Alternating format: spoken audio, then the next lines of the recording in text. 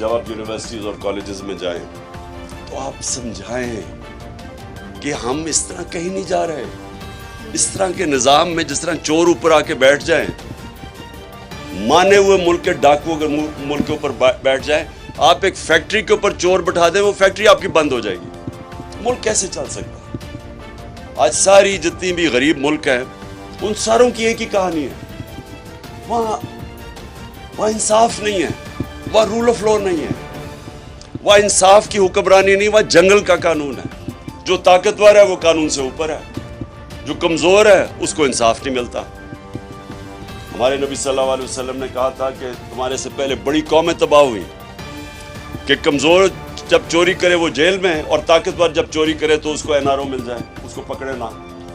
جو آج یہاں ہمارے ملک میں, انہوں نے تب کہا تھا کہ قومیں تباہ ہو جاتی ہیں. جس قوم میں رول آف لا نہیں ہوتا وہ تباہ ہو جاتی ہے. اور یہ ساری غریب ملکوں کی یہی کہانی ہے آج. وہاں ہر جگہ زرداری اور شریف بیٹھے ہوئے ہیں, چوری کر رہے ہیں, ملک کا پیسہ باہر لے کے جا رہے ہیں, اور دوسروں سے بھیک مانگ رہے ہیں کہ جی ہمیں ڈالرز بھیج دو.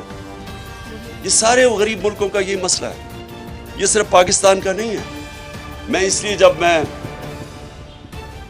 نے پالیٹکس شروع کی تو تب میں نے اپنی انصاف کی تحریک, یعنی میں نے ایک چیز آئیڈینٹیفائی کی کہ اگر ہم انصاف لے آئے پاکستان میں تو یہ ملک آزاد ہو جائے گا اور یہ عظیم ملک بنے گا. تو یہ جو حقیقی آزادی ہے اس کی ابھی جد و جہد جاری ہے. چور اوپر بیٹھ گئے. ایک انگلش میں سیئنگ ہے کہ lunatics have taken over the asylum, کہ پاگلوں نے پاگل خانے پہ قبضہ کر لیا, یعنی چوروں نے ملک کے اوپر قبضہ کر لیا. تو اب وہ ہر روز ان کے کیس معاف ہو رہے ہیں.